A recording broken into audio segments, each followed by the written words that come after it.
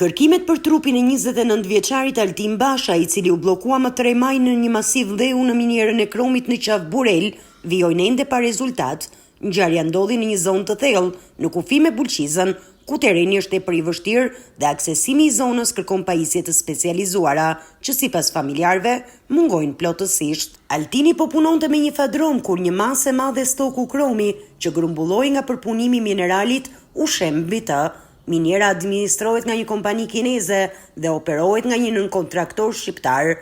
Për ngjarjen është arrestuar drejtuesi teknik i punimeve, Arben Dhishi, 44 vjeç, i akuzuar për shkelje të rregullave të sigurisë në punë, pasi nuk ishin marrë masat bazë teknike për shmangjen e rrezikut. Prej disa ditësh janë vetë familjarë dhe banorët e zonës që po kërkojnë trupin e 29 vjeçarit me mjete rrethanore në mungesë të ndihmës shtetërore. Babai i Altinit ka bërë një apel prekës. Këtu jam, në vendin ngjarjes, që ka ndodhur ngjarja djalit tim. Kërkoj ndihmë për shtetit. Ti gjej veç një gisht, e ta çeke shtëpia, ke familja. Se nuk ka gjë më të madhe në botë.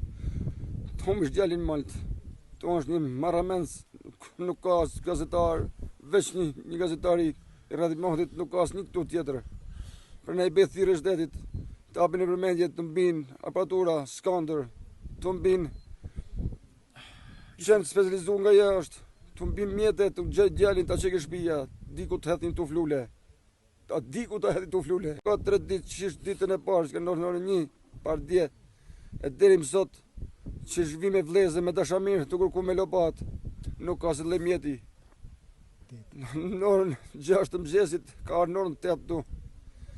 Në 12 ka hangër drekën, ka ikë me shokët poshtë, ka full skavator, ka vazhdu të punu e mori baseni madhë, materiali Kromit, rënë, e bethirë shtetit, një moni, se ka gel baba, vlaj, ka gel të vërku vlajnë tjetër, këtu,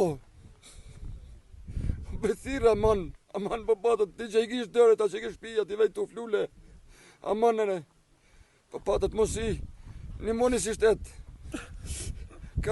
Familjarët shprehen të zhgënjur nga reagimi i autoriteteve dhe theksojnë se ndihma ka qenë minimale, ndërsa çdo orë që kalon i bën edhe më të vështira shpresat për gjetjen e trupit.